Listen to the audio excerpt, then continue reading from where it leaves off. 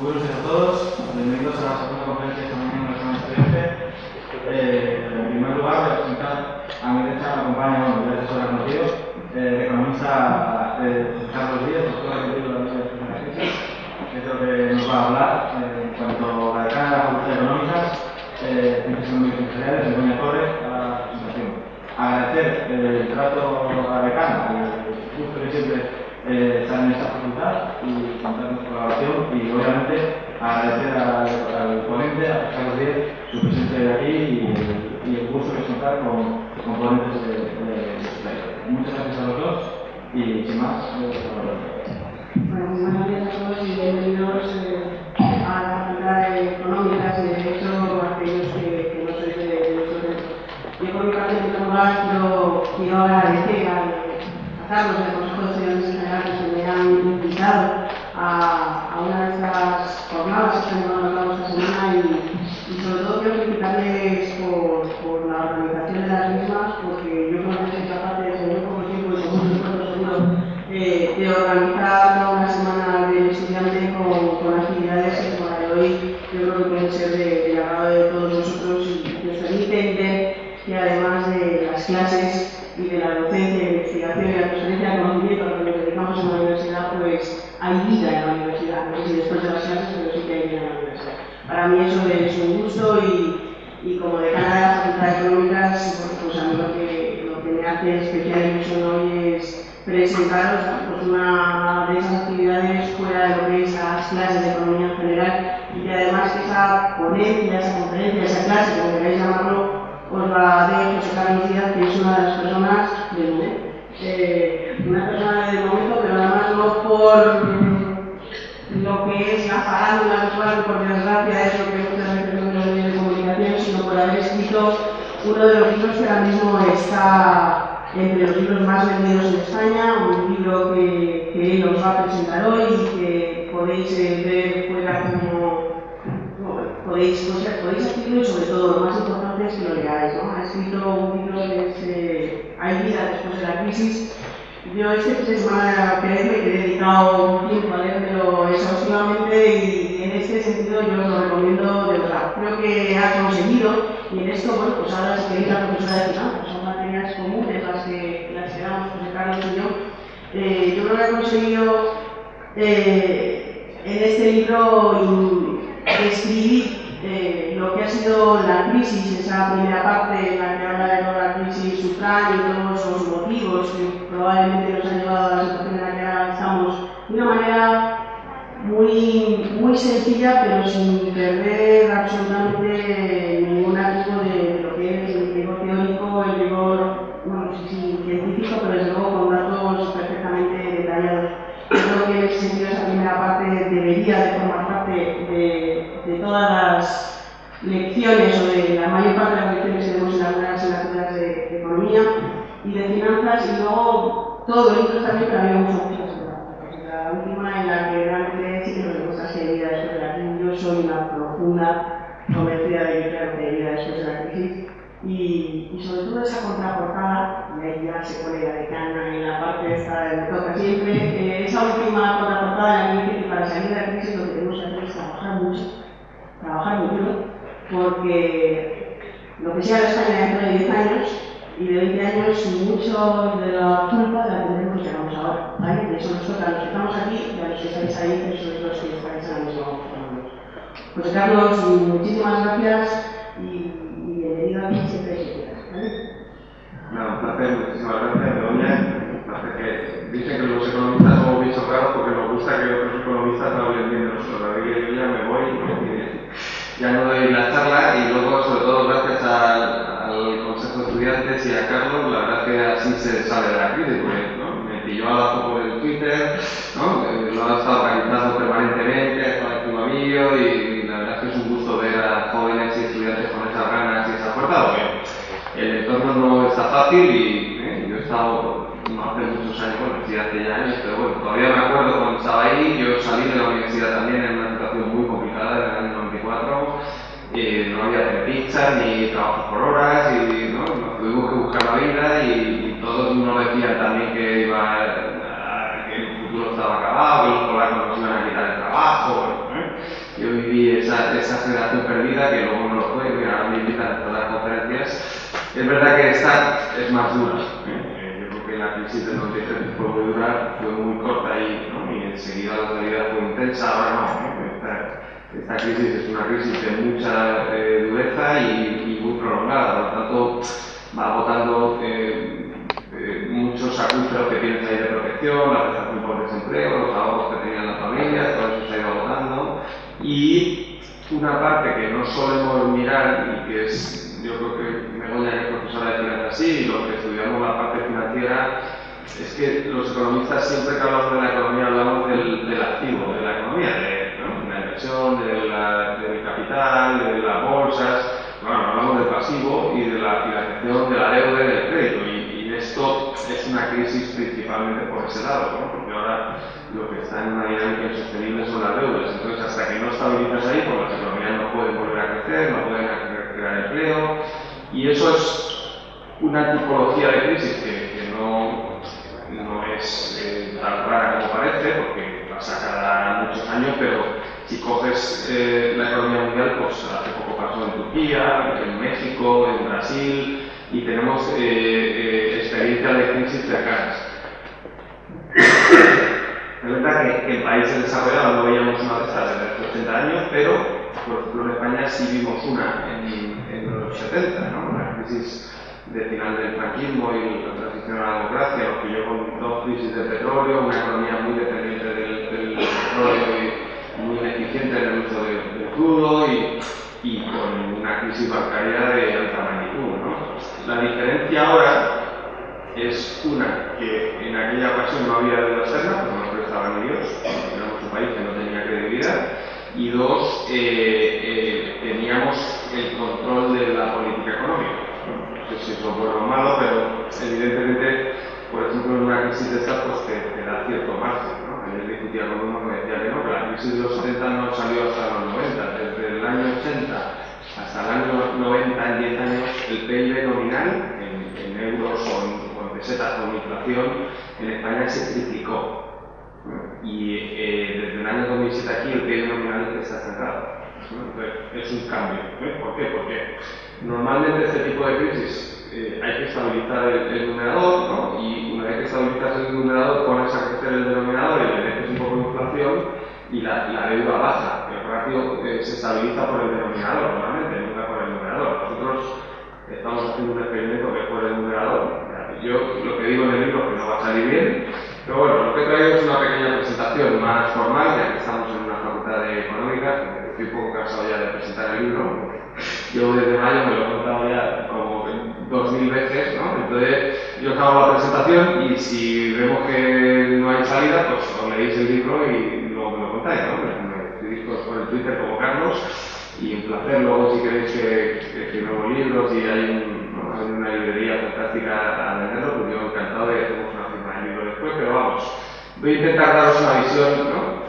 Más en clave europea, porque, ¿no? Lo ha dicho Begoña, lo que pasa dentro de 10 años está en nuestras manos, no todo, es verdad que hay cosas que están en Europa, pero y lamentablemente estamos, es normal también en estas crisis, cuando analizas crisis de otros países, los españoles estamos otra vez mirándonos el ombligo, y cuando nos miramos el ombligo nos va bien, entonces vamos a expandirnos, esto ya no es una economía, es una región de un área económica que es el euro, y vamos a mirar ahí, si se rompe el euro, hay un capítulo en mi libro, pues cambiamos los PowerPoint, ¿no? Pero de momento estamos en el euro y hay que ver la dinámica del euro y ver cómo te estás comportando tú dentro del euro y qué tipo de patologías y problemas tienes para aplicar la política económica y las medidas que hay que aplicar, ¿no? Esto es, bueno, yo creo que es una foto bastante optimista porque incluso después de todo siempre queda un árbol y mira, ya salen ahí brotes, o sea que la propia naturaleza tiene capacidad de regeneración. Las economías también. Cuando tú analizas crisis emergentes,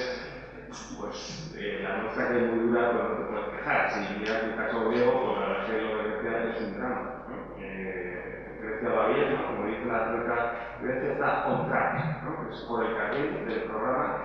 Ayer vi que las ventas minoristas del consumo de Grecia caen un 15% con respecto al año pasado, pero el año pasado cayó un 20%. Entonces, o sea, que cuando piensas que ha llegado a un suelo, todavía puedes escapar, ¿no? Y los griegos se están escapando, por suerte han detenido a los fascistas, que eso siempre es un avance, fascismo, pero bueno, han cogido a los capos. Pero al final el fascismo sale, ¿no?, en entornos de represión. No es casual que haya un partido nazi en el Parlamento griego, es que hay una represión, ¿no?, que la gente está sin ninguna perspectiva, ¿no?, entonces llega un tío más o menos listo, con un discurso racista, dice que la culpa es de los inmigrantes y que todo para los griegos y que hay que sacar a los griegos y sacar el 10% de los votos. Lo digo porque el caldo de cultivo en España también está. Por suerte aquí no estamos viendo ni extremismo por el lado de la extrema derecha ni por el lado de la extrema izquierda, que son igual de malos, pero vamos a ver si lo paramos y ponemos a la economía a funcionar para evitar eso, porque una vez que eso pasa, tiene más difícil solución que la crisis económica. Cuando el contagio ya es a lo social y a lo político, ¿no?, los gobiernos y los partidos pierden la credibilidad, es más difícil resolver una crisis de esta, ¿no? Bueno, pues os pido perdón que me he cambiado de trabajo, he pasado ahora ya a ser académico puro y no tengo acceso todavía a la base de datos y eso, pero bueno, he traído los gráficos en inglés, ¿no?, pero los voy contando, los títulos están abajo. Esto es un gráfico comparado de la tasa de crecimiento del PIB en Estados Unidos, en Europa y en España, o en la eurozona. La línea verde es la línea de Estados Unidos y la línea roja es la línea europea. Los americanos tienen problemas, hoy han dicho que cierran el gobierno. Aquello es el país de Walt Disney y de Hollywood. Entonces hay que tener cuidado, o sea, hay que visualizarlo todo, ¿no? Porque ayer ha habido una crisis gravísima aquí en Estados Unidos y el bono de 10 años ni se ha movido. Entonces, ha habido una crisis fiscal, la gente venderá bonos, ¿no? Está todo ahí encamado, hace mucho ruido, salen en el New York Times, ¿no?, toda la prensa hoy está muy pendiente, pero los americanos son gente bastante pragmática. En la anterior crisis de la deuda que tuvieron en julio del 2011, de repente me llaman de la embajada americana que si me apetece reunirme con un senador que venía de allí, que estaba de viaje por Europa, que había la crisis del euro y tal. Bueno, oye, fui a comer con él, estuve comiendo con él a solas y con la gente de la embajada, ¿no? Era la semana antes del límite de deuda, ¿no? O sea, el límite era, yo creo que era un viernes o un sábado, y esto era un lunes o un martes. Me mandan el currículum, estos son muy profesionales y muy correctos, y me mandan el currículum del tío, que el tío era algo de la comisión de presupuestos del Senado. Ya va claro, ¿no?, porque si va a haber una crisis fiscal, ¿qué hace el tío de la comisión aquí, ¿no? Entonces, bueno, yo estoy comiendo con él, el tío me estuvo haciendo un tercer allí de Europa, de España, de BCE, y ya acabé y le pregunté, bueno, y dice, ¿y esto es la deuda? Ah, bueno, sí, bueno, ya creo que no va a pasar nada, lo resolveremos al final, ¿no? Digo, vale, nada, tranquilo, lo resolveremos, ¿no? Luego vino la crisis nuestra, la griega, ¿no?, y los europeos no somos tan pragmáticos y no resolvemos, ¿no? Pero esto resuelve, ¿eh? Yo creo que el límite gordo lo tienen el 17 de octubre, que ahí dejan de emitir deuda pública, sería un default y un incumplimiento de pagos de la deuda, y eso sí puede ser más grave, ¿no? De momento, lo que dice el mercado es que no hay tensión. También es verdad que los mercados, como explico en el libro, fallan, ¿no? Porque el IBEX a principios del 2008 estaba a 16.000. Le dicen, bueno, las bolsas anticipan las recesiones. Bueno, sí o no. Hay algunas que sí y hay otras que no la pillan, ¿no? Porque 8 meses después que probaron una prueba. Bueno, lo que se ve en el gráfico es que es verdad que estamos en una fase incipiente de recuperación. Estos son tasas trimestrales del trimestre de PIB con respecto al trimestre anterior elevadas a la cuarta potencia. Por tanto, acentúan, ¿no?, meten un poquito de volatilidad a la serie, pero te dan mejor la inercia reciente, porque si vas mirando tasas interanuales, coges todo el registro del año pasado y tardas un año en enterarte que ha salido la recesión. Entonces, es evidente que hay que poner las cortas ahora y ir mirando la inercia. Se ve como las tasas europeas han salido, ya estamos por encima de cero, que es la línea roja. Seguimos creciendo menos que los Estados Unidos, y tenemos todo el gap y la brecha que nos ha metido Estados Unidos en los últimos 4 años. Por lo tanto, esto no es culpa de la crisis. La crisis fue en Estados Unidos, la crisis bancaria fue en Estados Unidos y el epicentro de la crisis fue allí. Entonces, esto que ha pasado en Europa son errores de política económica que se han cometido aquí. Ellos para que os hagáis una idea, en ese segundo trimestre que estamos comparando, en Estados Unidos sí hay ajuste fiscal y caída del consumo público. O sea que si no hubiera ajuste fiscal, la economía no estaría creciendo un 2,5, estaría creciendo un 3,5 y 4, ¿no? En Europa, en el segundo trimestre, ha habido estímulo fiscal. Esto no se puede decir en Alemania porque es feo, ¿no? Y va contra el liberalismo y todo esto, pero bueno, que el gasto público ha subido en Europa, ¿no? Entonces, oye, son keynesianos, han vuelto a salir, ¿no? Y el ciclo se ha vuelto a reactivar, ¿no? El problema, como veremos, es que se queda no el flujo del ciclo, sino el stock de deuda que hay que pagar, pero bueno, ese es otro problema. En el caso español, hemos siempre ido por debajo del promedio europeo, o sea que nosotros dentro de los sectores de política económica somos un país altamente endeudado con el exterior, ¿no? Y eso es una carga que cuando tienes que ponerte a crecer, pues llevas como en más peso que el resto, ¿no? Entonces, eso es lo que te limita el crecimiento. Todavía estamos en negativo, se ve ahí, ¿no? Es verdad que prácticamente ya la economía se ha estabilizado en el segundo trimestre, pero, por dar un dato oficial de Eurostat, somos el sexto país, pero por la cola, de los 27 de la Unión Europea, en tasa de crecimiento, ¿no? Yo creo que está fuera. Es verdad que te pasa también, te lo cuentan los médicos, ¿no? Cuando alguien sale de un postoperatorio y tal, tiene un momento de euforia también, pero bueno, luego las convalecencias de este tipo de crisis son lentas y hay riesgo de recaída. Lo vimos en 2009, ¿no? Entonces deberíamos haber aprendido. Yo creo que estamos mejor de lo que estábamos en abril, ¿no? No era previsible una recuperación tan rápida, ¿no? Y eso es positivo, pero hay que mantener la prudencia, por lo menos en una facultad económica, si nosotros que nos dedicamos a esto, ¿no? Luego ya en la política ya hay, pero cada día se menos, no sabría qué decirlo. Esto es...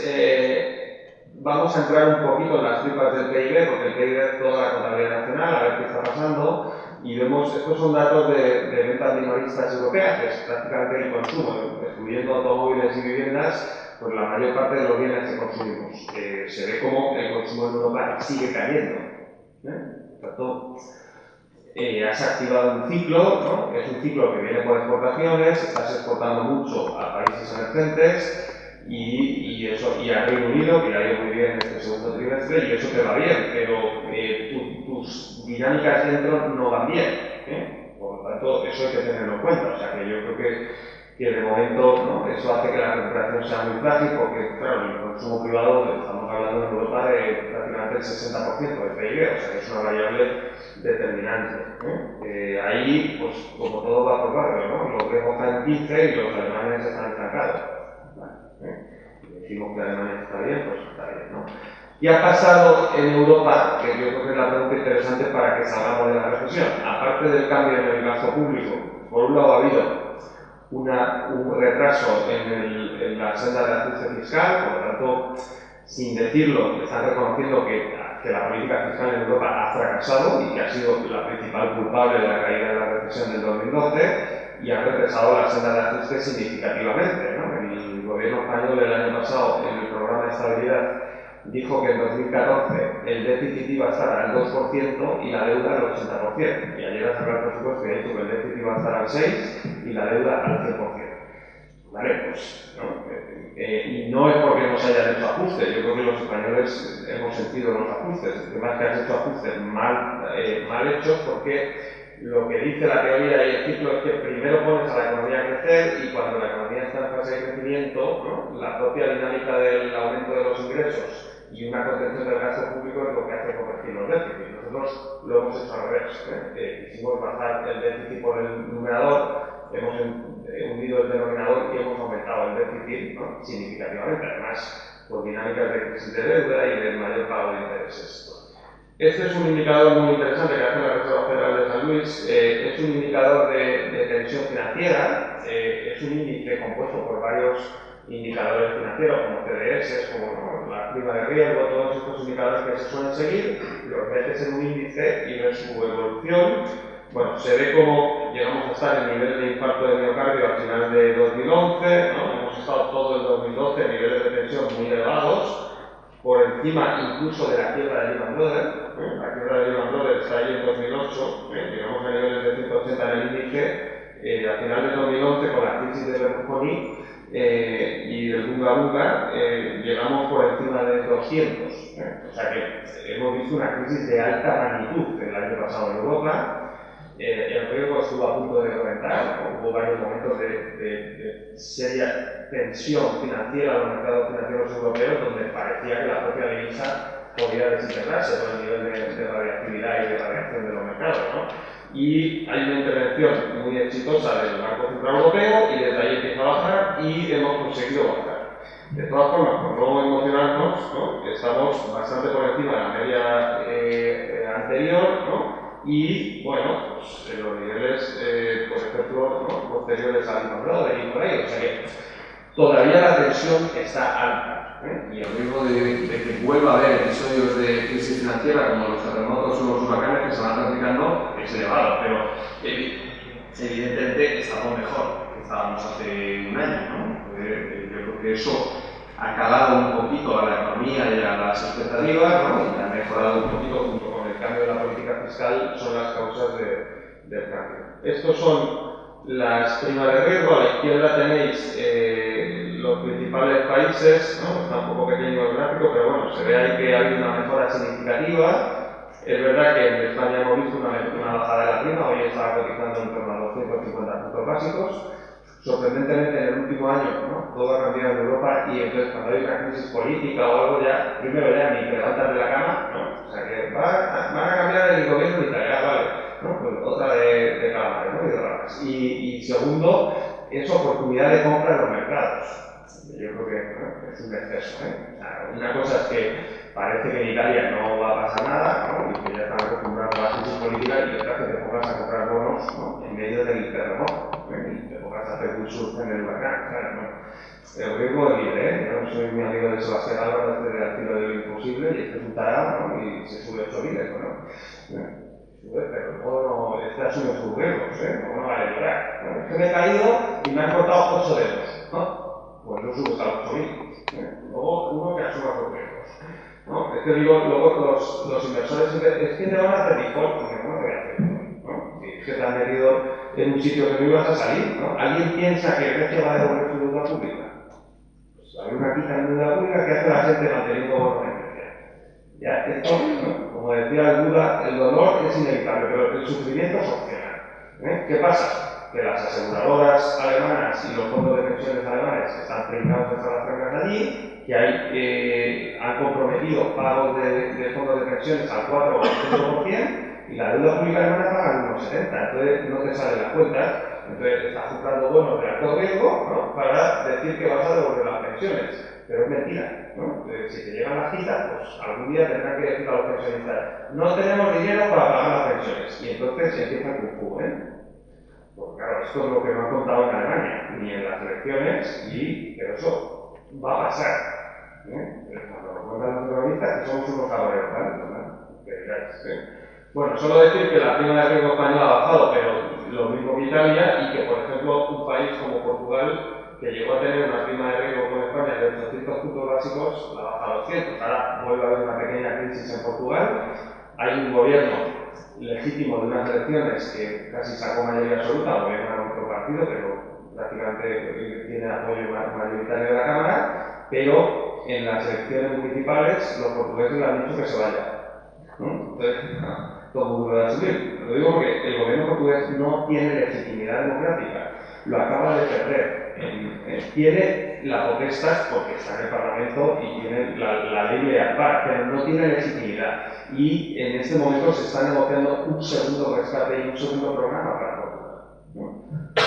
Otra anécdota: antes estaba en Intermoney en una empresa, me invitó uno de los socios de la empresa y cliente a Portugal, un banco portugués, al centenario del banco. Un sitio precioso, la Universidad de Lisboa, con edificios de la Rosita, vistas al Tajo, maravilloso. Llego allí y estaba el presidente de la República y el ministro de Hacienda. Digo yo, pensé, digo, está hecha, ¿no? Porque ya, claro, yo tengo que hablar. A mí me invitan, yo no tengo que contar, yo no tengo que contar. Entonces, acaban de firmar el programa, les habían hecho una huelga general, les habían metido la reforma del mercado de trabajo, el recorte de pensiones, el recorte del sueldo de los funcionarios, todo el paquete entero, ¿no? Y yo llegué el día después de la huelga general, la primera huelga general en Portugal desde la Revolución de los Colores, ¿no? Un pequeño evento, y me ponen ahí en el escenario, me puse a insultar a Merkel y a los alemanes, que eso siempre me ayuda, y me gané al público, y ya cuando estaba nada, digo, bueno, yo tengo que hablar de Portugal, ¿no? Esto era noviembre del 2011. Le digo, a ver, no sois tan mamones como lo creo, cumplid, estáis haciendo los ajustes, pero os han hecho la promesa, os han dicho que vais a caer en un 1, no vais a caer en 1, vais a caer en un 3. Os han dicho que vais a cumplir el déficit, no vais a cumplir el déficit, vais a necesitar otro recorte el año que viene. Os han dicho que vais a salir a los mercados a financiaros en 2014. Es mentira, porque sois bono basura, o si queréis le podéis quitarlo de bono, ¿no? La basura no sale a los mercados a financiarse, ¿no? Entonces, esto estáis por una dinámica. Si esto no cambia, les dije en noviembre del 2011, dentro de 2 años estáis en un recorte y en un default de la deuda pública. La deuda pública portuguesa hoy está cerca del 125% del PIB, no la van a pagar. Entonces, cuanto antes le dan la quita, estabilices al país y le pongas una carga de intereses que puede pagar y empiecen a crecer para devolverlo, pues antes saldrá de la situación, ¿no? El problema es que no le van a hacer eso, porque eso supondría decirle la verdad a los pensionistas alemanes y problemas políticos dentro de Alemania. Entonces, a los portugueses le van a meter otra envolvente, la tercera, y le van a llevar la deuda pública como a los griegos, pues al 150, al 160, la economía va a seguir cayendo. Bueno, no pasa nada. No pasa nada hasta que pasa. El principal libro de economía vendido en Portugal es de un economista que pide sacar a Portugal del euro. Y esto ya son palabras mayores, porque yo en mi libro tengo un plan para salir del euro y resolver la crisis del euro. Porque la salida del euro genera más dolor, y yo no quiero generar más dolor, lo que quiero es resolver el dolor. Ahora, también hay un capítulo que digo, oye, pues si no se hace el plan, pues hay riesgo de salida. Si Portugal se sale del euro, España tiene que salir del euro a las 24 horas, porque o sales o les tienes que poner la frontera otra vez, aranceles, prohibir la libre circulación de personas, porque la industria española se iría a Portugal en menos de un año. Eso pasó en Argentina en el año 98, cuando Brasil metió una devaluación del 70% contra el dólar. Argentina se quedó a un dólar. Y en 2 años Argentina perdió la mitad de su producción industrial y entró la crisis del 2001. Entonces, hombre, deberíamos aprender de estas cosas, ¿no? Entonces, lo digo porque esto de integrar está muy bien, ¿no? Pero al final es un matrimonio y el matrimonio tiene que funcionar. Y tiene que funcionar todo el matrimonio por todas las partes, ¿no? Si las familias tradicionales donde mandaba el hombre, aquí en Inglaterra siempre mandaba la mujer, pero en los otros sitios que mande uno no suele funcionar. Ahora todo es más democrático, ¿no? Hay medios sociales, los jóvenes, ¿no? Los chicos, las chicas intercambian. Bueno, yo creo que es mejor este mundo que tenemos ahora, pero tiene que funcionar. No vale solo, ¿no? Es como lo de Cataluña también, ¿no? O sea, es evidente que salirse de la independencia es un desastre, porque, ¿no? Es similar a la salida del euro, o incluso peor, yo creo que en el caso de Cataluña, ¿no? Pero hay un problema añadido de que no hay buena relación. Entonces, o sea, que los costes económicos de un divorcio sean altos no quiere decir que no vaya a haber un divorcio, ¿no? Los economistas dirán, mira, la independencia es un desastre ya, pero si el tío no se aguanta y se tiene que divorciar, no van a estar pagos, ¿no? Entonces, o sea, que esto dentro del euro también se tiene que resolver. Lo digo porque los alemanes se tienen que aclarar, Se tienen que aclarar, porque el valor es suyo, el euro es suyo, ¿no? Y la soberanía monetaria es de ellos, y todos se lo tenemos que reconocer, pero aquí yo digo, si quieres jugar tú solo al valor en una pared, o quieres que juegues al fútbol 5 contra 5, claro, eso es lo que te tienes que plantear, ¿no? Y si juegas 5 contra 5, no puedes quitar tú los penaltis, porque es muy feo, es muy feo. Entonces, esa parte no está resuelta. Pero bueno, he traído a la derecha otro gráfico, que es el que a mí de verdad me preocupa más, que es un indicador que yo sigo mucho y lo he actualizado con todos los países, que es cuánto tiene la banca nacional de cada país concedido en crédito y cuánto tiene financiado con depósitos locales del país, ¿no? Lo que vemos es, desde la entrada en el euro, es que todo eso, ¿no? El crédito crece muy por encima de la base de los depósitos, ¿no? Y sube significativamente hasta que la mayor parte de países tienen más crédito concedido que depósitos. Eso, que es lo que cuento en el libro al principio, se financió en un mercado financiero que había una burbuja de crédito internacional y eso ha desaparecido. Por ejemplo, la banca española lleva sin emitir bonos desde el mes de abril, la misma emisión del Popular y ya está. Y esa es la emisión. Ayer, que vamos muy bien, ¿no? Y la primera vez que va muy bien, los datos de la cuenta de la balanza de pagos del Banco de España, solo en el mes de julio ha habido una salida de capitales de inversores no residentes de España de 45.000 millones de euros. Y todo bancario, porque son otros inversores interbancarios. O sea que las cosas no van bien. En el mercado interbancario en España, con garantía de la deuda pública, porque si no lleva garantía no le prestan ni Dios, o sea, solo con el balance de la entidad no le prestan a ninguno, ni al Santander. Con garantía de la deuda pública te prestan como mucho a semana. Y esa es nuestra credibilidad. Es verdad que nos están prestando barato, eso está bien, porque hace un año nos prestaban igual, pero más caro y menos cantidad, ¿no? Eso ha mejorado, pero no nos hagamos trampas. ¿Eso qué significa? Que si en una semana te dejan de refinanciar los créditos, estás liquidado. Y eso es la vulnerabilidad de este país. Y mientras eso no lo divierta, pues yo no puedo estar optimista, porque me parece una responsabilidad, ¿no? Ya, si uno quiere ser responsable. Bueno, la parte de España, ¿no? Nosotros se ve como, bueno, la parte griega es un desastre, porque además de reestructurar toda la deuda pública hay que reestructurar todo el sistema bancario. Os voy a dar solo un dato, pero en la crisis del 82 de los países emergentes que cuento en el libro, los tres principales países de América Latina, que eran Argentina, Brasil y México, hicieron una reestructuración de la deuda y un pago de la deuda en el año 89, el Plan Bailey. Toda la deuda que se reestructuró en euros en valor actual, corregido por la inflación, era 100.000 millones de euros. Solo los griegos, solo uno, tiene 200.000 millones de euros en deuda externa y le debe 100.000 millones al Banco Central Europeo. El Banco Central Europeo, que no se cuenta, somos todos nosotros, porque es una institución pública. Cuando da pérdidas, la ponen los contribuyentes, y cuando da beneficio, entra en el presupuesto público. Salvo que se reparten allí en el banco, que no está mal, ¿no? Tienen un numeroso fondo de pensiones, tienen días mojosos, ¿no? 40 días al de vacaciones al año, pueden ir de vacaciones a edificios del banco en la playa, se lo pagan bancos. O sea, ellos, estamos en esto de la reforma laboral, ¿no? Pero no para ellos. Ellos están ahí en una burbuja y viven bien, pues todo lo que sobra después de repartir esos sueldos, ¿no? Va al presupuesto público. Lo digo porque si los griegos impagan, lo vamos a pagar todos. ¿No? Claro, te quedas asustado porque hace poco estuve con un alto cargo del Banco de España, me dijo que claro, que ellos no podían comprar deuda pública, lo dijo en público, que no podían comprar deuda pública porque el BCE no es como la Reserva Federal porque no puede mutualizar. Digo, oye, ¿cómo que no puede mutualizar? Se acaba de mutualizar 300.000 millones de préstamos a la banca que le deben al resto de bancos centrales y lo has firmado tú. O sea, que tú das un aval en nombre de mi hijo de 3 años, ¿no? y me dices que no te has enterado y que no puedes mutualizar, que hemos mutualizado todo. De hecho, los alemanes ya son conscientes de que han mutualizado y saben que no van a cobrar. Entonces, ahora la duda es si anotan la pérdida en los fondos de pensiones o en el BCE y lo paga la deuda pública. Esa es la duda. Porque saben que está pillado por ahí. Pero bueno, eso es otra historia. Está en el libro, no me voy a meter mucho más en el libro. Bueno, lo que dice este gráfico es que la situación del sistema bancario europeo se ha deteriorado significativamente. Si cogemos datos de 2012, aún peor.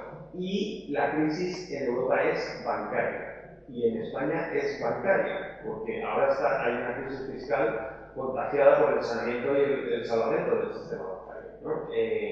El problema está ahí. La gente que ha estudiado bien los balances bancarios, que lo enseña, porque ¿no? De cuernos y de números solo saben lo que los hacen, ¿no? Luego cuando abren los balances todo está peor, ¿no? Dice que las pérdidas estimadas y las necesidades de capital del sistema bancario europeo pueden estar por encima de 500.000 millones de euros, ¿no? A nosotros, ¿no? Hemos metido 60.000. Solo voy a dar el dato de la crisis del 77, que yo creo que fue menos dura que esta. En aquella crisis nos gastamos el 12% del PIB. Solo llevamos el 6%. Y dicen que ya no hace falta más. Yo lo que veo todos los meses es que el crédito se desploma. Entonces, para resolver el crédito tienes que restaurar el acceso de la banca a los mercados de capitales y tienes que volver a emitir bonos. pero no emiten bonos porque el crédito viene del latín de creer y no les creen. Entonces, como no se creen los balances, evidentemente hay que hacer un saneamiento de balance riguroso, pero no solo aquí, en Alemania, en Francia, en Holanda, ¿no? ¿Cuál es la diferencia? Pues que aquí te quedaste, ¿no?, fuera de los circuitos. O sea, el año pasado, igual que pasó en Portugal, a España y al Tesoro Público Español le desconectaron los datos, ¿no? Tuvimos que entrar a la luz, no podíamos emitir, tuvimos que pedir un rescate, y en el rescate firmas un contrato y un memorándum donde te comprometes a una serie de cosas. Entonces, ahí está la condicionalidad y la restricción, ¿no? El resto de países tienen el mismo problema, pero cuando ha quebrado un banco belga hace poco, el Dexia, que ha quebrado ya TRC desde el 2008, es el Tesoro Público belga el que le mete el dinero, ¿no? No tiene que pedir un préstamo al resto de países, ¿no? Entonces, nuestro problema es que nos quedamos, ¿no? Tuvimos que meter el capital justo cuando no teníamos capacidad de financiación y tuvimos que pedir el rescate, ¿no? Aunque dicen que no estamos rescatados, pero vamos, de momento ayer han venido los médicos a hacernos una revisión trimestral, ¿no? Y dicen, va bien, pero tienes que seguir avanzando. Vale, pues, ¿no?, dentro de 3 meses otra vez. Y dentro, ¿no?, dicen que vamos a salir del programa, ya veremos. También lo que me dicen desde Europa es que no, pero bueno, esto es verdad que es una negociación política y puede cambiar. Bueno, aquí tenéis un gráfico preocupante de la parte de Europa, y acabo con Europa. Europa tiene un problema de deuda, ha acumulado mucha deuda. Tiene una ventaja comparado con la crisis de América Latina en el 82 o, por ejemplo, con la crisis de Estados Unidos, que es que Europa no le debe dinero al exterior. Todas las deudas las tenemos entre nosotros. Entonces, la crisis del euro se puede resolver en un eurogrupo. No hay que ir a Gerente, no hay que pedir permiso a los chinos. Porque yo creo que, como va a haber que emitir eurobonos y va a haber que mutualizar, aquí te tiene que comprar los eurobonos, y yo creo que ahí tendrá que haber un acuerdo internacional, no sé si un Bretton Woods, pero un gran acuerdo internacional para que los japoneses, los de Oriente Medio y los chinos compren bonos europeos en ese proceso de mutualización, pero la mayor parte de las decisiones se van a tomar aquí. Entonces, eso te da mucho margen de maniobra para funcionar, ¿no? Por ejemplo, Estados Unidos es una economía dependiente, sigue teniendo déficit por cuenta corriente y una deuda externa brutal, ¿no? Y muy concentrada su financiación, pues, en países, ¿no?, tampoco sospechosos como Rusia, como Arabia Saudí, no sé, claro. Ir a negociar con Putin, ¿no?, yo creo que es más complicado que con la Merkel, ¿no? Yo no soy, ¿no?, una defensor de la Merkel, pero bueno, ¿no?, la prefiero a ella que a Putin, pero bueno, será mi problema. Bueno, al final lo que contamos los economistas es que el PIB es una función de producción que depende de dos factores de producción, uno el capital y otro el trabajo, y entonces la tasa de crecimiento potencial es el agregado de las dos tasas de crecimiento de los dos factores de producción, el empleo y el capital. Lo que estamos viendo en el gráfico, ¿no?, es, por un lado, la población total, y se ve que estamos prácticamente estancadas, la población es el gráfico derecho, y luego por el otro lado, la población es el gráfico azul, ¿no?, y está a la izquierda, entonces la población en Europa no crece, y a la derecha tenemos la productividad ha tenido bastante bandazos, es una variable muy procíclica, salvo en España, que es anticíclica, pero bueno, debe ser, aparte de la burbuja inmobiliaria que metió un componente anticíclico, yo creo que ya tenemos algún problema de medición en el PIB, porque, ¿no?, ya tanto anticíclico, ya 7 años anticíclico, pues ya a uno le cuesta pensar que las empresas todavía siguen generando eficiencia, ¿no? Yo las que veo cierran y despiden trabajadores porque no pueden pagar la deuda a fin de mes, no porque vayan a generar más productividad, pero bueno, eso es otro problema. La productividad en Europa no está creciendo tampoco, por lo tanto, para un problema de deuda lo que hay que hacer es aumentar el denominador. El crecimiento potencial europeo está prácticamente estancado, entonces así es imposible resolver una crisis de deuda. Además, hay dos formas de resolverlas, una con crecimiento real, que es mejor, ¿no?, y con productividad, y dos, con inflación. Nos negamos a generar inflación. De hecho, ¿no?, el BCE dice que está dispuesto para actuar, lleva 6 años dispuesto para actuar, pero nunca actúa. Entonces, ¿no?, solo actúa cuando el euro está a punto de, y el enfermo está a punto de irse, y le dura la actuación 2 meses. Entonces, no queremos generar inflación. Los alemanes dicen que tienen fobia a la inflación, digo, vale, yo no. Yo no digo que no tenga fobia, yo lo que le digo es que si no se hace la inflación y la economía no crece, las citas son mayores. Y lo que tiene que reflejar de pérdida en los planes de pensiones es mayor. Ellos te elijan, ¿eh? Esto, ahora en economía, esto es muy habitual, la decisión no es entre lo bueno y lo malo, es entre lo bueno y lo malo y lo menos malo. Entonces, yo estoy haciendo planteamientos de menos malos, de disminuir el dolor. El dolor ya es inevitable. O sea, ya una vez que estás endeudado y no se puede financiar la deuda, esa parte no. Bueno, la parte europea, por lo tanto, complicada, ¿no? Queda por resolver Grecia, queda por resolver Portugal, queda por resolver Chipre, queda por resolver la crisis bancaria y no parecen, ¿no?, muy animados. Hay una crisis. Hay unas elecciones europeas el año que viene. El otro día hablé con Bruselas, hay mucha preocupación allí porque las encuestas y el Eurobarómetro dicen que el euroescepticismo en Europa es mayor que en el Reino Unido y que el resultado de las elecciones va a ser desastroso. O sea, van a entrar, ¿no?, payasos como el perdido en el Parlamento. Pues claro, se supone que en un proceso de mutualización de deuda tiene que ir a un proceso de integración política y donde el Parlamento tiene que jugar un rol mayor, pero si el Parlamento te sale mal, pues esto complica mucho la resolución de la crisis, ¿no? Entonces parece, como vos dices, que lo podrían haber pensado antes, pero bueno, ahora no quieren aparecer como la señorita Rottenmeier, ¿no? No quieren salir con la troika, dando, ¿no? La Merkel ha habido una crisis en Italia y ha llamado al primer ministro Alepe, le ha dicho, no, te apoyo, a ver si tienes suerte y sacas esto, ¿no? Igualito que Alberto Berlusconi en el 2011, que claro, salieron de una cumbre y dijeron que te vayas. Y el tío, como tiene ese genio, pues no, la no, pero bueno. En España, pues la situación se ve muy bien en este gráfico. Tuvimos una pequeña burbuja y un boom de consumo. Había bastantes componentes fundamentales para explicarlo. Crecía la población, crecía la renta, bajaron los tipos de interés, había más efecto riqueza, o sea, había cosas para fundamentar aquello, pero aquello se cayó, ¿no? Nos decrece la población, nos baja la gente en los salarios, el efecto riqueza es negativo, los tipos de interés empiezan a subir, aunque el BCE tiene tipos al 0,50, las hipotecas ya se dan a últimos más 300 y pocas, entonces todo está revertiendo. Entonces nuestro nivel de consumo ha bajado a niveles de principios de los 90, no tanto, una pequeña crisis. Es verdad, fijaros el ajuste del año pasado, que es brutal, ¿no? Y la recesión del 2012 va a tener mucha repercusión, sobre todo en el pago de las deudas, ¿no? Desde diciembre del 2011 se han destruido 1,2 millones de puestos de trabajo de asalariados en España.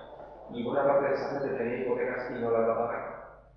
Es así de duro, ¿no? Por eso hay un plan en el libro para sentarte con ellos y decir, bueno, venga, vamos a arreglar la hipoteca porque, ¿no?, antes de que me des una casa al banco que ya es del Estado y que no va a poder vender, ¿no?, y asumir la pérdida en el banco, pues asumo la pérdida contigo y te quedas en la casa. Y hacemos un arreglo, ¿no?, de un default le llamamos arreglo, que suena muy bien, y le dejamos en la casa. Claro, eso supone costes para el contribuyente y va a ir contra el rescate bancario. El contribuyente no lo está pagando porque lo pagamos con deuda pública y con deuda que le debemos al Fondo Europeo, al SM. Entonces, lo va a pagar en un día de 3 años. Entonces, tiene que ser algo bien hecho. O sea, por Hacienda, porque es el país del lazarillo de Tormes, porque claro, el incentivo es no pagar. Entonces, hay que identificar bien la gente que de verdad tiene causas objetivos, ¿no? Y el proceso tiene que ser bastante riguroso porque si no, mi niño va a pagar hipotecas de gente que podría devolver la deuda y se puede meter ahí y colarse, ¿no? O sea que yo no estoy por eso, yo estoy por hacerlo bien y ordenado, ¿no? Bueno, estamos viendo, por dar una noticia positiva, que es verdad, el consumo se ha dado la vuelta y hemos empezado a crecer, pero claro, estamos en la planta séptima del parking. O sea, esto no se percibe hasta que no se dé una vuelta y empiece a subir, pues, ¿no? O sea, ¿es mejor dejar de caer y crecer? Sí, ¿no? O sea, es una condición necesaria. Yo creo que el ciclo se da la vuelta, eso es positivo. En las encuestas de los consumidores, tanto de Eurostat como del CIS, se ve que también no ha mejorado mucho la percepción actual, pero sí las expectativas. La gente quiere salir de la crisis y por eso compra un libro. O sea, hay una esperanza de la salida y eso ayuda, ¿no?, que se está produciendo.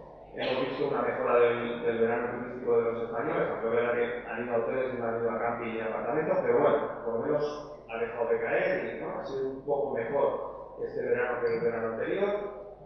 O sea, esa parte sí, pero la situación del consumo es muy débil. Bueno, con este nivel de gasto hay muchas empresas que no pueden sobrevivir.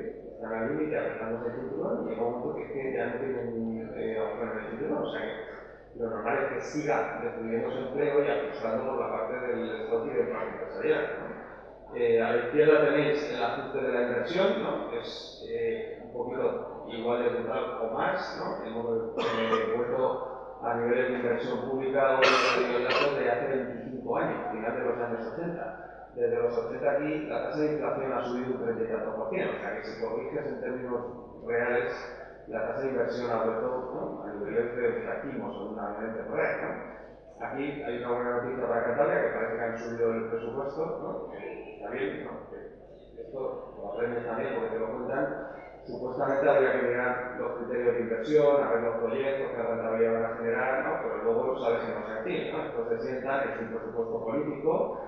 Cuando los economistas ponemos las fórmulas para poner de qué depende el gasto público, no lo ponemos dependiente de ninguna variable, que son decisiones discrecionales políticas. Pero os ha tocado a vosotros la variante de solares, los asturianos han quedado con cero, ¿no? Está bien, pero para Cantabria, ¿no? Es un alivio y luego van a arreglar la catenaria hasta del tren que me habían dicho que se caía cárcel, o sea que estaba a punto de no medir el tren, o sea que eso está bien, ¿no? Pero eso no te genera stock de capital, o sea, te mantiene el stock de capital. Lo de solares, ¿no? Eso es una buena noticia para Cantabria, pero aún así, yo he calculado esta mañana con el diario Montañés, vais a tener un nivel de inversión pública del 2% del PIB. Eso está bastante por debajo, yo creo que es un tercio de lo que se va a invertir en el pico y está por debajo del promedio europeo de los últimos 30 años. Lo digo porque si hay que seguir convirtiendo y mejorando, el nivel de inversión tiene que mejorar, ¿no? O eso contamos los economistas. Ayer, ¿no?, dice que es economista, pero yo creo que ya no. El ministro de Hacienda ha dicho que de esta crisis no se sale con más inversión, sino con menos, ¿no? Todas las que he estudiado han salido. De hecho, los economistas en esta crisis lo que miramos es la inversión. Yo creo que con ese nivel de inversión se puede salir, pero evidentemente no sales disparado, sales lentamente y vas acumulando el capital poco a poco, ¿no? Los asturianos lo tienen un poco más complicado, porque yo vengo de allí, soy de allí mi familia, pero bueno, vamos a hacer la probable, ¿no? Aquí debe ser que el efecto de Villa debe tenerlos un poco nerviosos, porque ¿no?, si no, no meterían tanto gasto de inversión en una comunidad autónoma, porque el resto no ha salido nada bien, O sea, el conjunto de comunidades ha perdido, Yo creo que Cantabria es de las pocas que ha crecido, alguna causa política que no la desconozco. Bueno, a la izquierda veis las encuestas industriales y el uso de la capacidad instalada, ¿no?, que es un indicador muy útil para saber cómo se va a activar el ciclo de inversión. Bueno, se hundió, ¿no?, el uso de la capacidad instalada, porque se hundieron las ventas de las empresas y estamos viendo cómo se empieza a dar la vuelta y empieza a crecer. Todavía está en niveles por debajo del promedio de los últimos 25 años, o sea, no estamos en un ciclo de inversión potente, pero sí es verdad que yo creo que el dato más positivo de España del segundo trimestre es que la inversión en equipo de las empresas ha vuelto a crecer. Llevamos 2 años y medio prácticamente cayendo y eso sí, ¿no? Cuando una empresa empieza a invertir no hace falta hacer encuestas, O sea, eso es que ve el horizonte positivo, que empieza a ver que va a tener una rentabilidad positiva y por eso se mete, ¿no? Es verdad que para hacer eso hace falta crédito, la restricción de crédito ahora mismo está en su nivel de máxima intensidad, especialmente en Cantabria, han mirado las cifras, ¿no? Claro, se nota que la caja de Cantabria, que era el líder de la provincia, ha caído y nadie sustituye lo que no daba la caja, ¿no? O sea que en las regiones y en las provincias donde ha caído mucho la caja local, se nota que la restricción de crédito es mucho mayor, y lo comparas con otras provincias y sale, ¿no? Pero bueno, dicho esto, parece que el ciclo empieza ahí, ¿no? Son ciclos autofinanciados, la mayoría de la financiación viene de que la empresa ha generado beneficio y lo tiene el dinero en la cuenta y atiende la inversión con autofinanciación, y 2, muy orientados a la exportación. Se concentra en sectores muy pequeños, no he mirado las cifras, pero por ejemplo, yo lo comprobaba, llamaba a la gente de CAF, de los ferrocarriles, que son muy amiguetes a los de pago, hacía 2 o 3 llamadas y explicaba casi la mitad de la formación en capital de las empresas españolas. O sea, claro, si CAF se mete a producir una fábrica nueva, a hacer un tren para Arabia Saudí, evidentemente te da el cambio de ciclo. Pero el resto de empresas puede que no estén bien. Pero bueno, yo creo que esta es la parte más positiva. Es un ciclo incipiente, ¿no? El ministro de Economía creo que tiene menos opciones ya políticas, ¿no? Y lo ha asumido, está más prudente y más razonable, lo está reconociendo, porque ya vimos este ciclo del 2009 y recayó, ¿no? Entonces, o sea, la mecánica del ciclo se activa, ¿no? Yo creo que estamos en una fase de recuperación cíclica y eso es muy positivo, pero ahora que queda resolver el tema de la deuda y la deuda, como vemos, pues se ha deteriorado, ¿no? Esta es la parte de la deuda privada, que es el principal problema de España. A la izquierda, la línea azul es la deuda de las familias españolas. Se ve que ha bajado, pero muy poquito, respecto al PIB. Y la línea roja es la deuda de las familias de los Estados Unidos. Por lo tanto, bueno, estamos como los Estados Unidos. Lo que pasa es que ellos han creado 6 millones de empleos, tienen la tasa de paro al 7% y crean 200.000 empleos al mes. Y nosotros no creamos empleo y tenemos la tasa de paro al 26% y no hay perspectiva de bajarla. Por lo tanto, nuestra deuda es un poquito más insostenible que la suya, un poquito. Por eso yo tengo el plan de las familias. El plan que yo tengo de las familias en el libro lo implementó Obama en el 2009 y le ha funcionado. Es un plan que implementó Roosevelt en el 33, los colombianos en los 80, los uruguayos, ahora voy a Uruguay en el 2001, los irlandeses en el 2009, o sea, son planes que han funcionado y que han conseguido estabilizar las deudas y sobre una deuda estable empiezas a favorecer un ciclo de recuperación normal, ¿no? Donde las empresas empiezan a invertir y a crear empleo. Por lo tanto, la medida. Fijaros dónde está el promedio de deuda europea. Eso es Francia y Alemania. Por lo tanto, hemos estabilizado las ventas y el stock, el flujo, ahora nos queda resolver el stock, ¿no? Estas crisis son de difícil gestión. Si las haces sin tocar el tipo de cambio y sin inflación, pues la digestión es mucho más dura y mucho más larga, ¿no? Y el riesgo de impagar pues es mayor. Y luego a la derecha también un dato bastante preocupante que es que coges el balance de las empresas, aquí el dato de las estadísticas son peores, y divides el total de la deuda de las empresas sobre sus recursos propios y sacas el ratio de apalancamiento.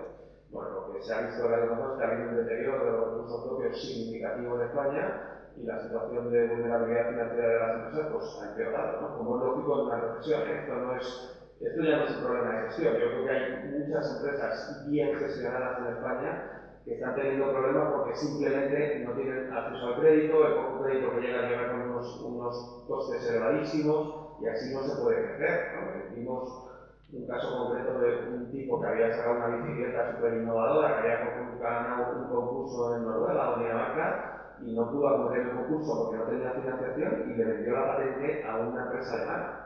La única ventaja de la empresa alemana es que accede al crédito al 2%. Y a este no le dan, ¿no? Y lo que le dan a 10 y no le sale el proyecto rentable. Pero la innovación era española, la tecnología era española, ¿no? El proyecto era español, el concurso lo ganó en español. Entonces, ahora la mayor ventaja competitiva de Alemania son sus costes de financiación de sus empresas. Por eso a lo mejor piensa que no les interesa resolver la crisis del euro. Yo creo que sí, pero bueno, ellos saben, ¿no? Como digo en el libro, Deuteronomio 15. Moisés le dijo a los hebreos: cada 7 años condonarás tus deudas y el 7º año saldrá. Yo cuando les conto el Deuteronomio en Alemania se cagan vivos. O sea, es que se ponen a mirar, Yo, joder, yo pensé que los alemanes eran duros, ¿no? Es que no vais a cobrar. O sea, por este camino no vais a cobrar. ¿Cómo es que un jefe no cobra? Pues cambia de política. Bueno, en la parte del sector exterior y la parte de la industria española, ¿no? Yo creo que hay cosas mixtas. Lo que sí está comprobado, ¿no? Me alegro que la banca de inversión americana y de Londres también lo acepten, ¿no? Y los propios organismos internacionales. Yo llevo desde 2007 contando esto y todavía solo. Yo estuve con la gente de Morgan Stanley cenando en Madrid y me lo negaron, julio del 2010. Y ahora salen diciendo que viva España y viva nuestra competitividad, ¿no? Yo creo que eso ha quedado demostrado, ¿no? De manera que el capítulo está bien contado en el libro. Cuando la demanda europea y las ventas de nuestras empresas se reactivan, nuestras exportaciones crecen más que el promedio y ganamos cuota de mercado. Da igual si los indicadores que usen, eso es un indicador de competitividad, ¿no? Las empresas seguramente están bajando márgenes, están bajando precios, no quiero decir que la situación sea maravillosa, pero venden. Yo no conozco a ninguna empresa que me diga que va bien. Yo conozco a uno que llevan 10 años que le va mal bien. Ya de eso te contaría, ¿no? Bueno, no, es que aguantamos, claro, sí, pero depende. Entonces, eso va bien, ¿no? En la línea azul, que es el indicador que suele mirar la troika y los mercados y los bancos de inversión, los costes laborales unitarios, ¿no? Es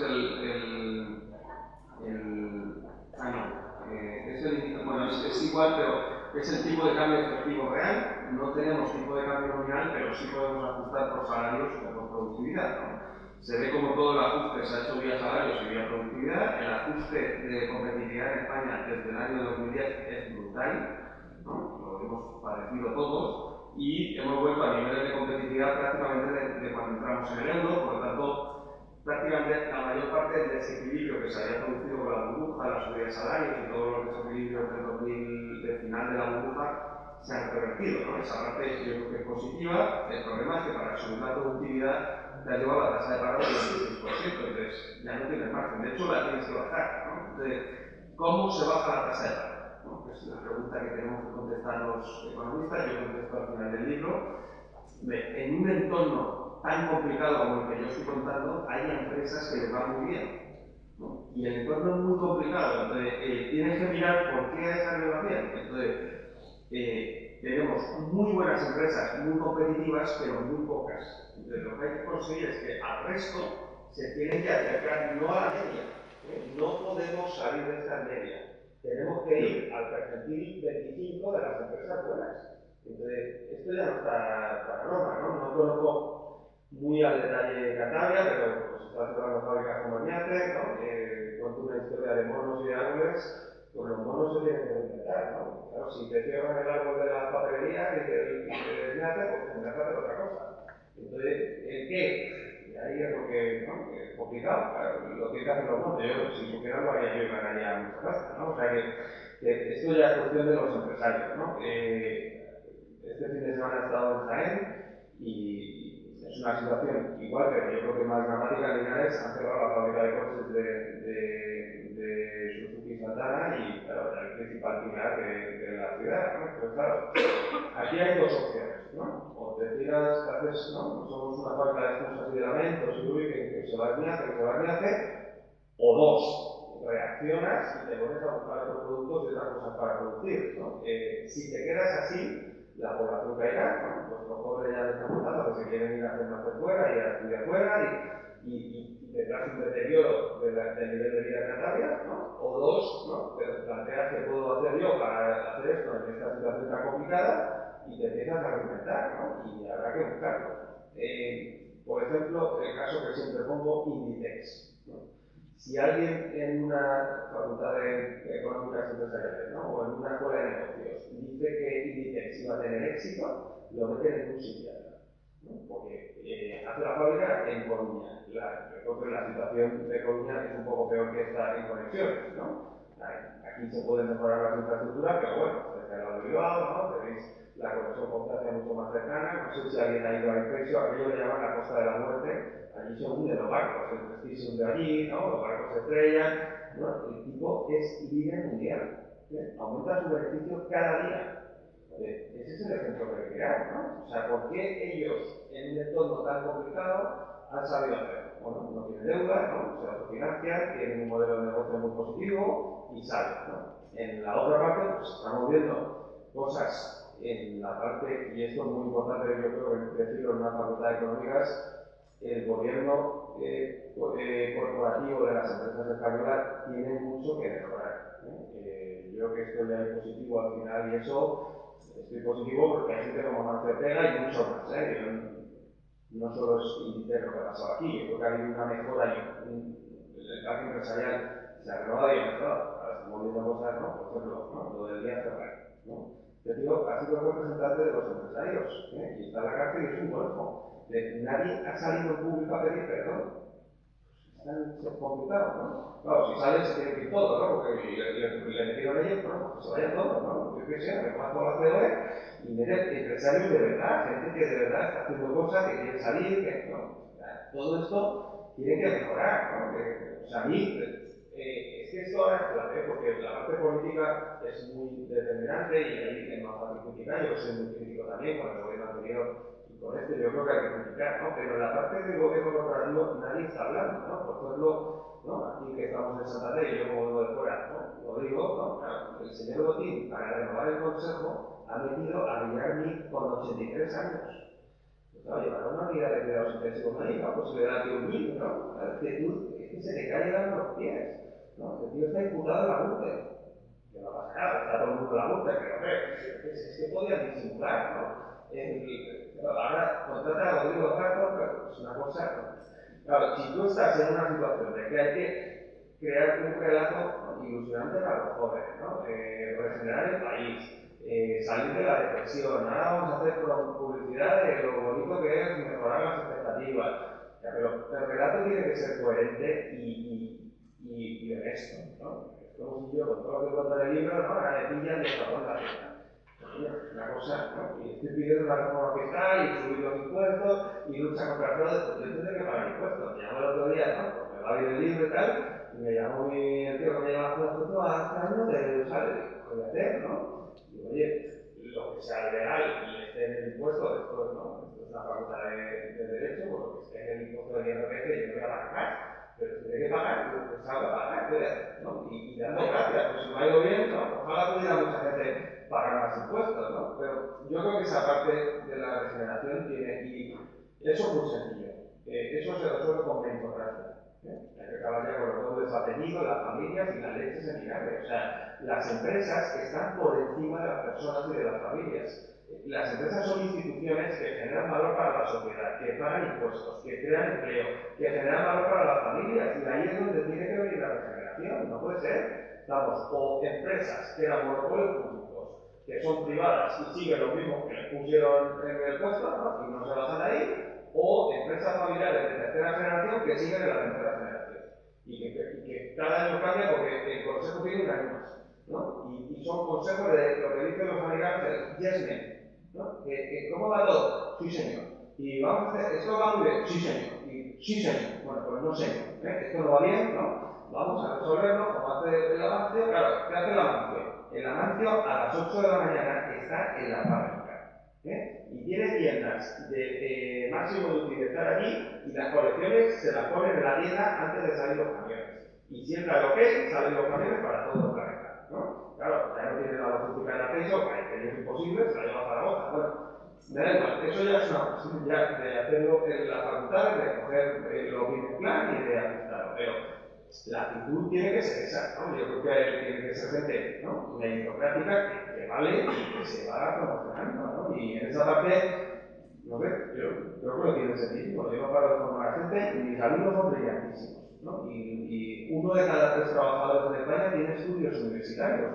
Esto es la gran revolución de la economía española de los últimos 30 años. Hemos formado a la gente, hemos hecho estos edificios con carácter rural, viene gente aquí, ¿no? Tiene ganas de formarse, montan semanas del estudiante para traer a gente como yo, ¿no?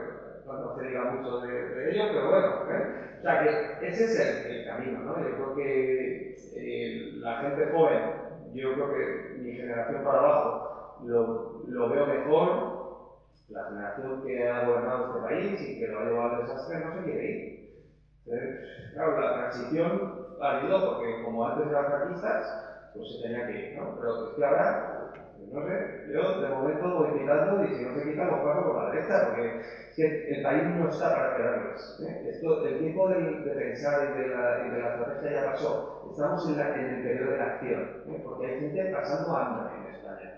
Hay una situación social insostenible que puede estallar en cualquier momento. Entonces, no podemos asumir ese tipo de riesgos, porque cuando estallan esas cosas luego son muy difíciles de revertir, ¿no? Entonces, tenemos una sociedad tranquila, que ¿no? se manifiesta ordenadamente. Joder, todo eso es un valor, pero eso hay que ponerlo en valor y sacarle provecho, ¿no? Y bueno, esa parte os quería contar, ¿no? Esto es una historia, los que hayáis leído a Nassim Taleb, él cuenta la historia de los cisnes negros, que es cuando el paradigma en la facultad dice que los cisnes son blancos, ¿no? Y que cuando viene un ciclo de inversión salimos de las recesiones. Pero claro, cuando tú ves un cisne negro, ¿no? Dices, oye, los cisnes son blancos, pero hay uno negro. Cuando ves dos, dices, bueno, los cisnes son blancos, pero empieza a haber muchos negros.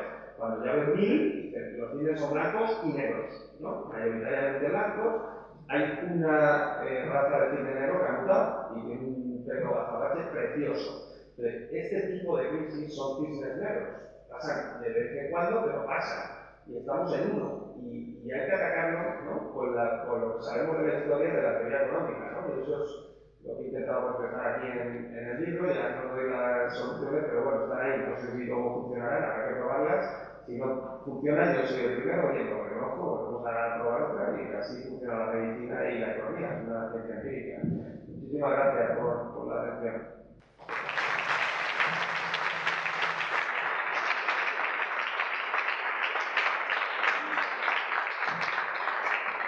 Bueno, muchas gracias, Carlos. Y ahora se abre un turno de preguntas para aquel que quiera hacer opiniones, reflexiones, opiniones. Mi compañero del Consejo de Letras tiene un micrófono en mano.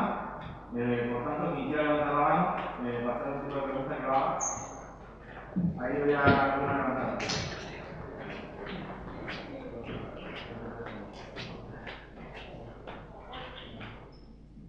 Bueno, una pregunta. ¿Tú eres partidario de poner como una especie de ley que a los de IBEX 35 o a todas las empresas que participan en él coticen un mínimo que no puedan reducirse hasta extremos un poco éticos? Bueno, soy partidario, lo he puesto en el libro. He puesto el modelo alemán, lo que tiene el sistema fiscal español. Cuando tú miras los tipos impositivos, estamos en media o en niveles máximos con Europa, ¿no? Pero luego la recaudación está, por ejemplo, 11 puntos de PIB por debajo de Italia. Y el problema está que precisamente es ese, que en los impuestos hemos ido añadiendo la ley como que hay que ganar, como es en el Word y muy fácil, ¿no? Y le hemos metido un montón de deducciones. Entonces, los impuestos han perdido capacidad recaudatoria. Entonces, lo que estoy pidiendo es volver al origen del 77 y podar. Cada una de esas deducciones tiene nombres y apellidos. Es un lobby concreto de una empresa concreta para conseguir un beneficio concreto. Y normalmente apoyado por Convergencia y Unión, que ha gobernado con los dos partidos, con el PSOE y con el PP. Y para apoyar presupuestos iba una, pauta. O quitamos y podamos, que es una opción que doy en el libro, o le ponemos un tipo mínimo a las empresas que por debajo del cual no pueden pagar. Este es el modelo alemán. Dejas el impuesto como está, ¿no? Básicamente el impuesto de sociedades lo que tiene es una desgravación para todo el negocio que hacen fuera de España, pero sin embargo les dejas de gravarse los gastos para generarlo. Entonces lo que hacen es emiten la deuda aquí, se endeudan aquí, pagan los intereses aquí y esos intereses son deducibles y les está generando un crédito fiscal. Entonces, esto lo ha dicho Rajoy en el Parlamento, yo se lo he escuchado, ¿no? En España hay empresas que pagan el 0% del tipo en el impuesto de sociedades. Bueno, pues lo cambiamos, ponemos un tipo mínimo.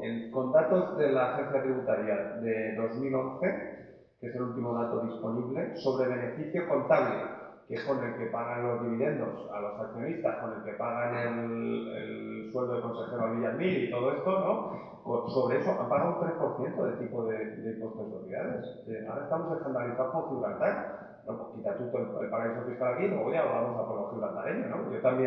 Yo cerraba Gibraltar, he dejado los monos, ¿no? O sea, yo no estoy a favor de Gibraltar, pero claro, ¿no? Es que me parece todo surreal, ¿eh? Ayer estuve con el ministro exterior y ya se lo ha olvidado de Gibraltar. Nos pegó un rollo allí de Europa alucinante, como si fuera la cárcel San Miguel, claro. Es que esto de los políticos es tremendo, ¿no? O sea, empiezan a decir, ¿qué hacer? Bueno, pues hazlo, ¿no? Sí, estamos ya en el momento de la acción, pero vamos. Claro, lo que pasa es que hacer eso es levantarte 5 o 6 mil millones de euros, ¿eh? Y va contra la junta de resultados de las compañías. Yo creo que el país lo necesita, ¿no? En vez de recortar la dependencia como han hecho ayer, pues a lo mejor podemos ayudar a los minusválidos, a los ciegos y cobrar el impuesto de sociedades como pagan las pymes. Las pymes en 2011 han pagado el 15% de su beneficio contable, ¿eh?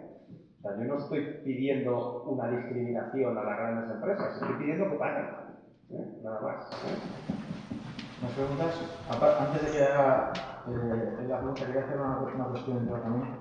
Había que decir en los presupuestos que hay el 100% de deuda del PIB, se reducen las pensiones en relación con el incremento de la vida, se reducen los salarios por la reforma laboral, y nos dice el gobierno que vamos a salir de la crisis. Entonces, yo no sé si se están tomando a todos los españoles por tontos, con perdón de la palabra, o por qué ocurre. ¿Está haciendo el gobierno tomando las más o menos por ignorantes o están siendo cobardes, están siendo valientes por las medidas que están tomando. Y por otro lado, ¿qué crees de ellas tomarías o qué medidas tomarías ahora mismo si fueras ministro de Economía y Hacienda? Bueno, porque tontos y te dice tonterías, como decía Fovercan, ¿no? No lo sé, la verdad es que yo ayer tuve que ir al intermedio a ver a Wyoming a explicarle que va a bajar la capacidad adquisitiva de las pensiones, hombre. Yo prefiero venir aquí. No, facultad económica, es que no sé qué pinto yo en un programa generalista, pero claro, eso es muy malo, porque cuando me llaman a mí es porque el gobierno ha mentido y no ha dicho la verdad, ¿no? Entonces tengo que ir yo allí, poner cara de tonto y decir, bueno, si sube el 0,25 y en el PowerPoint pone que el deflactor de precios sube 1,5, pues yo resto y me sale menos 1,25, ¿no? Pues no sé, como dice el clásico, no les convencerás con tu opinión, les convencerás con tus ejemplos y con los hechos, ¿no? Pero bueno, eso también es opcional, lo que se ve. Esto me lo explicó un tío de una multinacional que, bueno, era Carrefour. Carrefour trajo la marca blanca a España, ¿no? Ahora lo de Mercadona, que se ha pasado un poco por la derecha, y ellos empezaron muy potentes como Mercadona, pero fueron bajando la calidad para mejorar el margen y perdieron al cliente. Y me lo dijo en una cena privada, me dijo, aprendimos que no se puede tratar al consumidor como si fuera imbécil.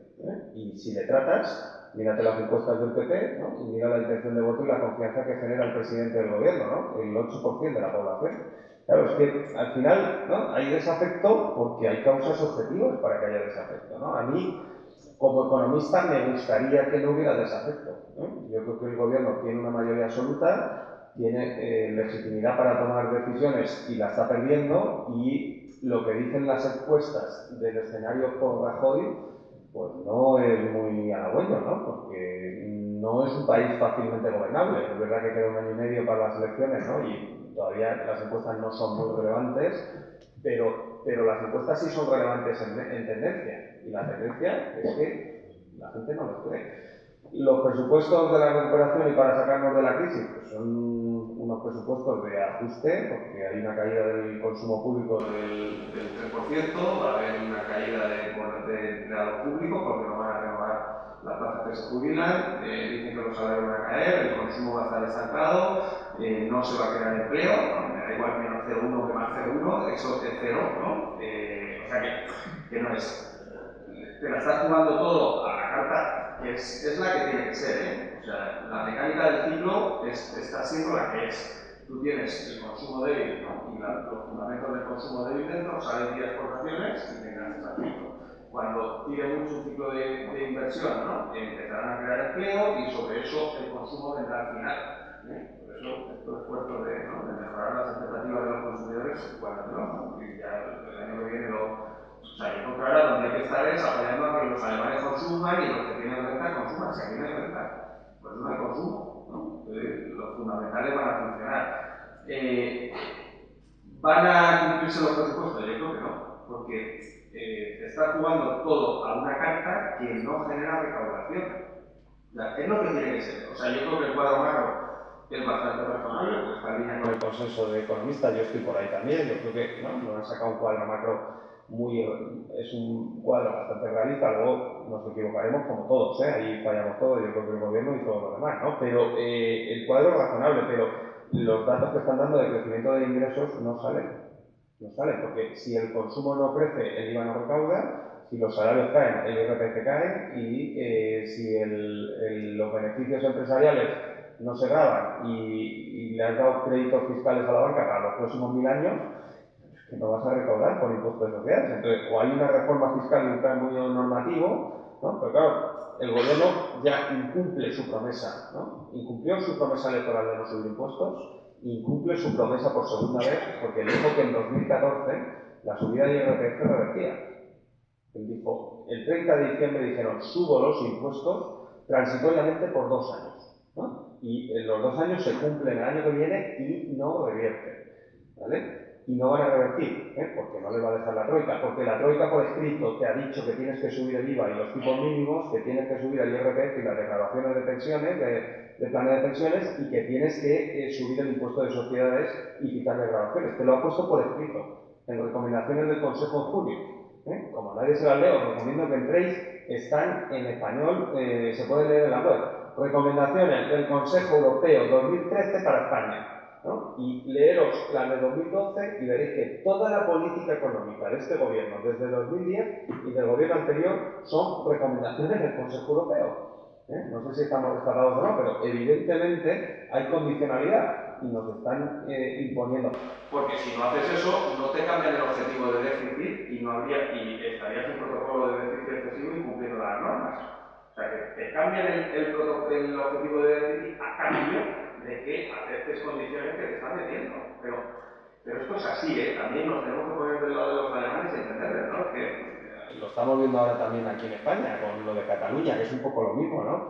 Cuando tú a la sociedad catalana le estás pidiendo que haga ajustes, ¿no? Que cierre ambulatorios, que les ponga por las ambulancias, ¿no? No le puedes decir que vas a hacer transferencias de renta a Extremadura, porque es que, ¿no? Claro, y eso está pasando en Alemania también. En Alemania hay 8 millones de personas en el umbral de la pobreza y tienen 1 millón, ¿no? O sea que yo creo que hay que hacer reformas de todo tipo, ¿no? Pero yo creo que esta crisis se sale diciendo la verdad y el gobierno no está diciendo la verdad y otra vez se la está jugando a las elecciones europeas.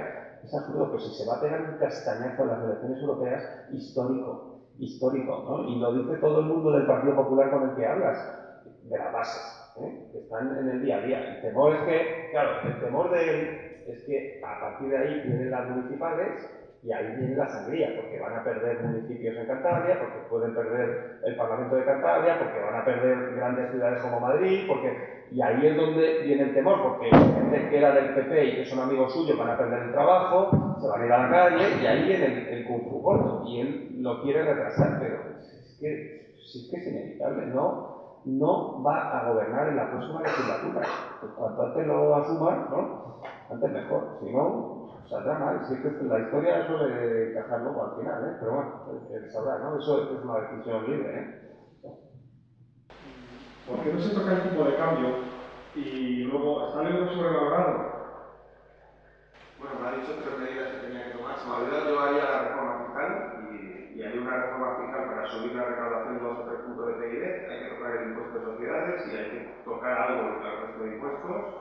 Y luego, por decir algo del gobierno también, que estoy muy crítico hoy, yo creo que la lucha contra el fraude se está avanzando. Tanto el gobierno anterior como este llevamos 4 años muy buenos de lucha contra el fraude fiscal, y creo que ahí, ¿no? A mí me parece que el error fue el año pasado hacer la amnistía fiscal, fue un grave error, pero bueno, dicho eso, es verdad que los datos de recaudación por fraude el año pasado y lo que está dando la agencia tributaria son positivos, ¿no? Yo creo que ahí hay que hacer esfuerzo. La otra medida es, yo haría la quita de las familias y de las hipotecas y sanearía bien el sistema bancario, ¿no? Tenemos 60.000 millones de rescate del BCE, o sea, de la troika, ya lo financiaremos, ¿no? Me parece que es a 15 años, luego dentro de 15 años ya veremos. Saneas el sistema bancario, estabilizas el crédito y sobre eso las empresas pueden iniciar un ciclo de inversión. Y la tercera medida no es del Ministro de Economía español, pero evidentemente hay que tocar la política monetaria y el tipo de cambio. Primero, el tipo de equilibrio que calcula el FMI para Europa está en torno al 1,20. Estamos en 1,35, por lo tanto el tipo de cambio está sobrevalorado más de un 10%. Segundo, el tipo de cambio es cíclico y es anticíclico. En las recesiones los tipos de interés bajan y el tipo de cambio se deprecia, y en las expansiones los tipos de interés suben y el tipo de cambio se aprecia. Europa debería tener un tipo de cambio infravalorado, porque estamos en recesión y las expectativas de recuperación en Estados Unidos y en el resto del mundo son mayores, ¿no? O sea, no es que el euro debería estar en 1,20, debería estar en 1,10 o en 1, ¿no? Eso es un error del Banco Central Europeo, pero claro, cuando estamos en un mundo donde los tipos de interés están a cero y el diferencial de intereses ya no es la variable determinante del tipo de cambio, vas a un mundo de cantidades, ¿no? Entonces, en un mundo donde la Reserva Federal dice que va a seguir metiendo 80.000 millones de dólares al mes en compra de deuda pública y titulizaciones, en ese mundo el BCE sale y dice: me alegro porque me están devolviendo dinero de las LTRO que les di. Claro, yo he sido especulador en divisas en un banco. Si tú estás en una mesa de cambio y tienes que ganar dinero en 24 horas, ¿no? Tú te quedas en el euro, claro. Estos son incentivos, y los incentivos los carga el diablo, ¿eh? Como tú toques la tecla del incentivo, pues claro, tiene que salir el BCE, es más agresivo, ¿no? Si no quieren comprar deuda pública, que yo creo que es otro problema, ¿no? Pues que compren deuda privada, que compren cédulas hipotecarias de los bancos, que compren utilizaciones, otro tipo de activos, como hace la Reserva Federal, ¿no? O sea que ese programa ya está en vigor, lo tienen en los estatutos y hay un programa de compra de cédulas hipotecarias aprobado que no están utilizando. Bueno, está el contexto y la economía. Si tú bajas el tipo de cambio del euro a 1,20, este año ha ido bien Canarias y el turismo en Baleares y tal, pero vamos, lo bajas un 20%, llegamos Canarias, los hoteles suben los precios, mejoramos la renta, subimos los salarios y empiezas a activar un ciclo de consumo interno mucho más rápido, ¿no? Yo creo que sería la medida rapidísima, pero yo lo llevo contando, pues no me hacen ni caso, ni aquí ni fuera. Pero bueno, yo lo voy a seguir, lo voy a seguir contando y impresionando.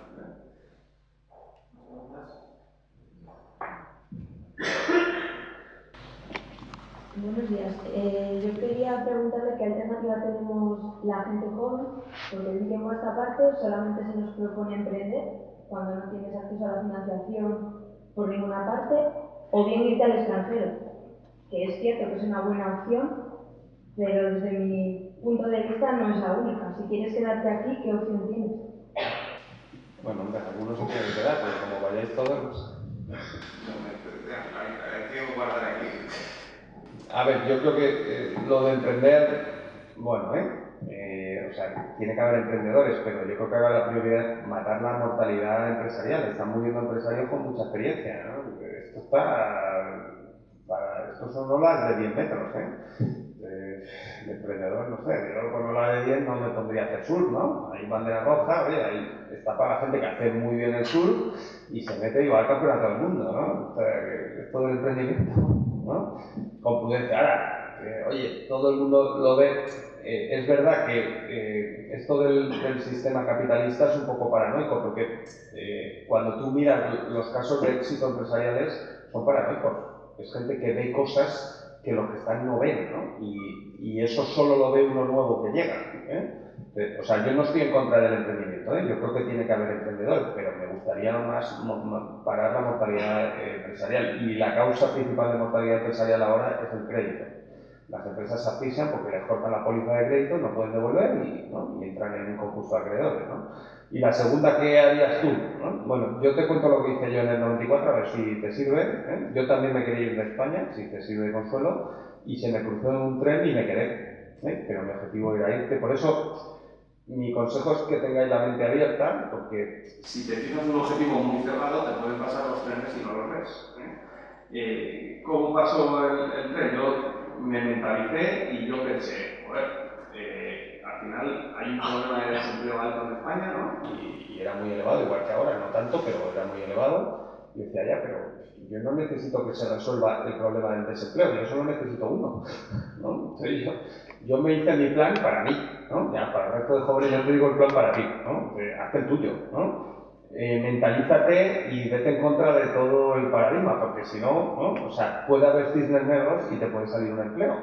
Entonces, concéntrate ahí, ¿no? Mira dónde están las demandas de empleo, fórmate bien, ¿no? Vete a ver a los empresarios y mira a ver lo que piden. Cuando tú vas a una entrevista de trabajo y no tienes experiencia laboral, es un entorno de alta incertidumbre, porque el contratador no sabe qué resultado y qué rendimiento vas a dar, ¿no? Por lo tanto, tú tienes que gestionar la incertidumbre. Tienes que ir con un currículum muy medido y te la juegas en la entrevista. Entonces, en la entrevista no le tiene que quedar ninguna duda al tío de que tú eres su mujer y su persona para ocupar el puesto. ¿Y cómo se hace eso? Pues no puedes sobrereaccionar porque se nota, ¿no? Tienes que hacerlo de manera natural, pero lo digo porque esto de la confianza y la última frase del libro es tu estado de ánimo es tu destino, ¿no? Pues claro, si tú a la entrevista de trabajo vas ya de que no te van a dar el trabajo, no vayas. No vayas, porque así no vas a conseguir el empleo, ¿no? Y vas a fracasar muchas veces en esta estrategia, ¿no? Todo el mundo te va a decir que eres una loca y que no va a funcionar, pero llega un día y te sale alguno, ¿no? Y a partir de ahí yo creo que una vez que entras en el mercado de trabajo es más sencillo, ¿no? Normalmente la forma de entrar, o yo lo hice así, es con un máster, ¿no? La formación y la educación en un entorno de incertidumbre es como un faro, ¿no? Y el faro, o sea, si tú has estado en una universidad como la de Cantabria, tienes una formación en Derecho o en Económicas, y además tienes un máster de un sitio prestigioso, ¿no? Es menos incertidumbre eso que contratar a alguien que no ha pasado por ese filtro, ¿no? Yo creo que es como funciona el mercado de trabajo ahora y, ¿no? Por eso, al final la gente dice, es que un máster es muy caro, un máster vale lo mismo que un SEAT Ibiza, ¿no? Yo me haría el máster, ¿qué quieres que te diga? Ya tendrás coches más adelante, ¿no? Y los coches de segunda mano, que están muy bien, yo el primer coche me costó 600 euros. Pues nada, te compras el coche y luego ya te llegará el máster. No sé si te ha servido. es más coaching, ¿no? Porque la situación del entorno está muy duro, pero claro, que el país esté en depresión no quiere decir que entres en depresión tú, porque si no, es que no salimos de esta, ¿eh? Yo creo que la actitud tiene que ser, y vosotros nos vais a sacar de la crisis. Esto es mucha responsabilidad, pero vuestra generación va a salir de aquí y va a ser la que determine lo que va a ser el país en los próximos 10 o 20 años, ¿no? Y si estás esperando a que vengan los políticos a resolverte el problema, estás liquidado, ¿no? Y luego otro consejo, tienes que querer mucho a tus padres, sobre todo a tu madre, mucho. Tienes que dar muchos besitos, mucha comprensión, ¿no? Dile que has estado ahí, ¿no? Léete mi libro, dile, ¿no? Explícale el telediario, cuida toda esa parte emocional porque te van a tener que apoyar. Va a ser un periodo duro, pero esto es muy triste, que el país trate así al talento, ¿no? Y, por ejemplo, gente con experiencia de 50 años que, ¿no?, los trata como leprosos, están fuera del mercado de trabajo, ¿no? Bueno, pues esto no lo resuelven los gobiernos, lo resuelve el gobierno corporativo de las empresas. Lo resuelven, a más suerte hay gente emprendedora e innovadora que saca proyectos y sube los salarios. ¿Pero qué es esto de bajar los salarios? Pues eso es de pobre, ¿no? O sea, hombre, si hay que bajarlo, lo bajamos, pero es que hacer una estrategia ya, ¿no?, de claudicación ya, de ir a bajar salarios. O sea, aquí formamos líderes y formamos a la gente que tiene que salir ahí, subirse a los salarios y forrarse a ganar pasta. ¿Pero esto qué es? ¿No? Bueno, o sea, ahora, yo entré, mi primer trabajo fue en una empresa de seguros que hablaba con funerarias de decesos y ganaba 60.000 pesetas trabajando de noche. Y te sirve de consuelo y ahora mira, me invitan a las conferencias. Yo a mí me ha funcionado, ¿eh? Tú ya luego con los... No, o sea, mi situación actual es que trabajo fuera, pero no todo mi entorno, o sea, es posible. Me refiero que aunque te vayas al extranjero, no todos los países absorben toda esa oferta que hay por parte de las empresas españolas. A mí personalmente me va muy bien, porque yo estoy aquí. Vale, pues perdona. Bueno, pues entonces el coaching es para nosotros. Pues sí. Muy bien. ¿Tú que tienes ganas de volver a la tierruca o qué? No, sinceramente, a mí me va bien fuera y por un lado me parece muy triste que no quiera volver, porque es que si me ha costado mucho estabilizarme fuera, pues no, pero no sé, me da cierta tristeza la gente que se va fuera, que es un esfuerzo enorme y no le va bien, y luego estás aquí y es que no ves luz por ninguna parte. Entonces, bueno, mi pregunta iba por ahí, no a nivel personal. Vale. Bueno. ¿Preguntas?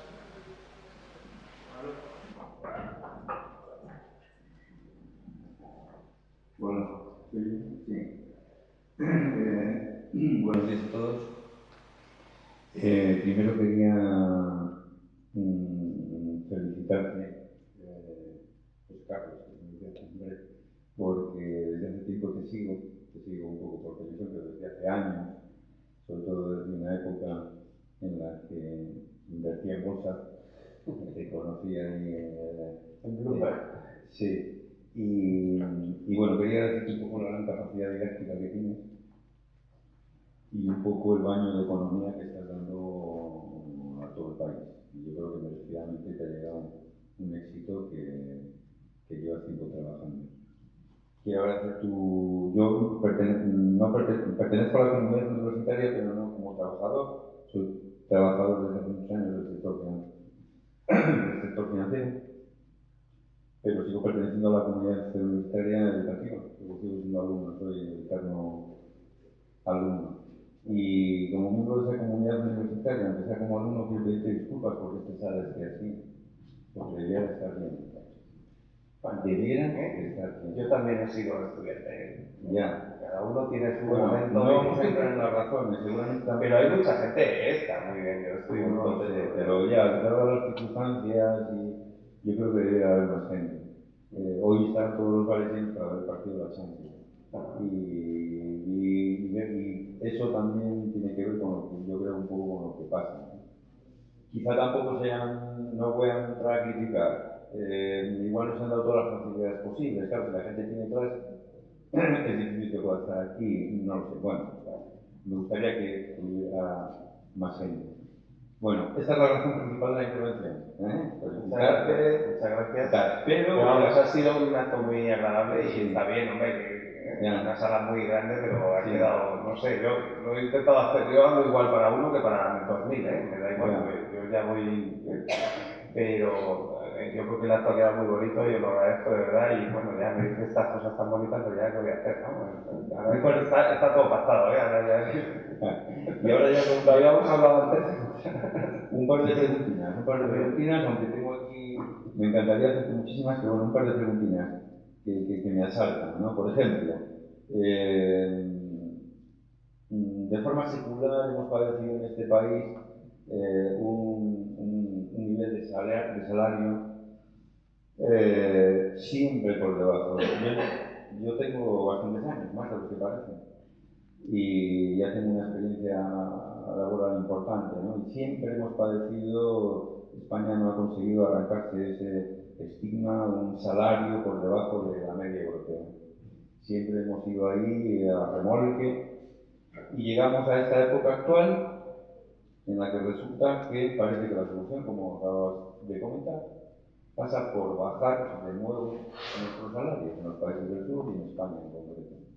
Hay una situación en la que nuestro salario mínimo interprofesional creo que ronda los 600 euros y yo creo que el francés, como modo de comparación, está en el doble, en 1.200 o 1.000 y pico. Y en esta situación, en la que nuestro salario mínimo está en la mitad, resulta que nos tenemos que bajar de nuevo los salarios.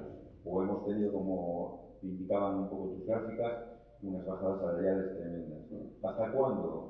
Es decir, es que España no va a ser capaz, ya con esto acabo, España no va a ser capaz de tener un sueldo digno como país europeo. Yo creo que ahí hay dos cosas. Una, el país ha mejorado, pero tiene que mejorar más la complejidad de los productos que produce y de los servicios, ¿no?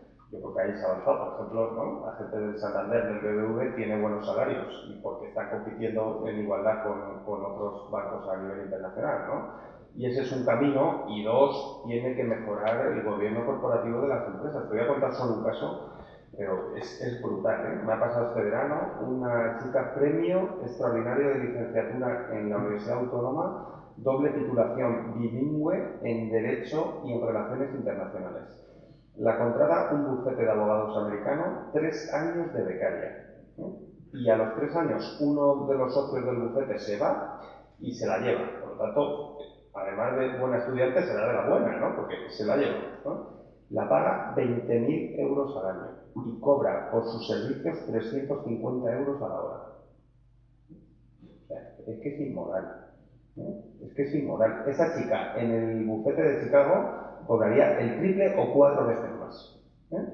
¿Claro? ¿Y por qué los de Chicago sí pueden y nosotros no? Ese es y cuando tú consigues esos márgenes empresariales tan brutales, ¿no? Encima te lo gastas en una burbuja inmobiliaria y en invertir en el suelo. Y ahora llorar. Claro, yo creo que tienes que mejorar las dos partes, ¿no? Lo que yo cuento en el libro de mejorar productos y empresas, ¿no? Hay que recuperar cosas que dan. Por ejemplo, todo el tema agroalimentario en Cantabria, ¿no? Las anchoas, ¿no? Claro, si tú vendes el bicho en crudo, no vale 15 euros el bote, ¿no? Entonces, lo que hay que hacer es poner las anchoas en el bote, ¿no? Y llevarlo a la tienda del gourmet de Madrid. Y hacer la comercialización, ¿no? Y luego poner la revilla de comercial, ¿no? O sea, que todo ese proceso ha tardado 100 y pico años, ¿no? Yo creo que ese es el camino, ¿eh? O sea, ¿quieres vender la harina en crudo? ¿No? Porque claro, mira, yo te cuento un caso solo personal. Yo estoy de consejero en una empresa tecnológica de estas que hace patentes, ¿no? Tienes un paranoico, ¿no? Y está loco. Pero bueno, es amigo mío, ¿no? Yo no cobro, voy allí, ¿no? Y me dice que me voy a hacer rico con él, ¿vale? Pero, no me hago rico, pero me lo paso muy bien, porque aprendo un montón, estoy en la tendencia dónde va el consumo electrónico mundial, ¿no? Me tiene el tío en la trinchera, ¿no? Él va a todas las ferias internacionales, hoy está en Nueva York, viene de Tokio, ¿no? Y voy al consejo y me entero de todo, ¿no? Todas las empresas que compiten con nosotros españolas han quebrado. ¿Cuál era la estrategia de esas empresas? Yo te lo hago más barato.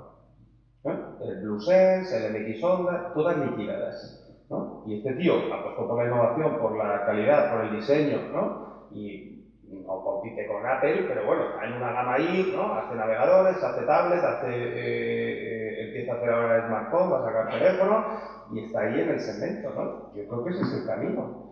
Como vaya esa estrategia de hacerlo más barato, siempre encuentras un país que te lo hace más barato. Y al final, a la deslocalización industrial, no paguemos las hipotecas, ni las pensiones, ni nada, ¿no? Yo creo que... Pero eso, lo importante es poner la visión larga y saber a dónde quieres llevar el país, ¿no? Y eso es lo que le tenéis que pedir a los políticos en las elecciones europeas y en la de Cantabria, ¿no? O sea, ¿a dónde quieres llevar Europa y Cantabria? ¿No? En vez de votar como los del fútbol de esta tarde, ¿no? Es que yo soy del Madrid, ¿no? Pues del Madrid, coño, pues si Messi juega mejor al fútbol, yo también soy del Madrid, me gusta el Barça. Vamos a ver, ¿no? O sea, que la economía es como el fútbol, ¿eh? O es penalti o no es penalti, no puede ser que sea de tu equipo y cambie, ¿eh? No, que el fútbol está bien, hombre, pero hay que sacar tiempo para todo. Claro. Bueno, pues muchas gracias. Ahora dejo el turno a ¿Más preguntas? Ya está. Acabamos ya, ¿no? ¿Hay que hacer una última pregunta? Pues muchas gracias, darle la enhorabuena y por el tenido rato de pasar, las gracias. Antes de acabar, recordaros, hoy a las 4:30, en la sala de conferencias de la Torre A, lo que acabo de decir, podemos meter el dedo en la llaga a 3 diputados del Parlamento de Cantabria. Por el Partido Popular viene Carlos Bedia, por el Partido Socialista viene Juan Ibrans y por el Partido Regionalista viene Eva Bartolomé. Y bueno, hablará cada uno de ellos de economía, después se les podrá preguntar y se les podrá meter el dedo en la llaga y preguntarles qué proponen cada uno de ellos para Cantabria y para salir de la crisis. Muchas gracias a José Carlos, muchas gracias a Begoña y ¿tienes que decir algo más? Sí, yo espero que no os metáis el dedo en la llaga. La primera del debate soy yo esta tarde. Espero que lo que hagáis será preguntarles sobre la economía de Cantabria, porque de verdad, y solo una cosa más, porque a mí me pasa como a José Carlos, no lo puedo evitar. Y a veces soy políticamente incorrecta, lo cual está mal en mi puesto probablemente. Pero mi recomendación es que yo puedo daros, la que yo debo daros en una facultad de económicas, es que estudiéis mucho. Para que todos los conceptos que José Carlos hoy en una charla de 1 hora ha metido de todo, porque ha metido toda la carrera de económicas y gran parte de la de derecho, pues podáis tener vuestro criterio propio en cómo hay que tocar la reforma laboral, productividad, y cuando uno tiene criterio propio, pues es mucho más fácil interpretar lo que le están diciendo, y todos nosotros. Con lo cual yo creo que eso la formación y una de cada facultad de económicas no puede ser más. Que estudiéis mucho y sepáis entender todo aquello para que vosotros creéis vuestro propio modelo, ¿vale? Y eso solo se aprende en la universidad, ¿eh? Y eso de tener criterio. solo se aprende estudiando, desde luego. ¿Vale? O sea que muchísimas gracias. Muchas gracias. Muchas gracias.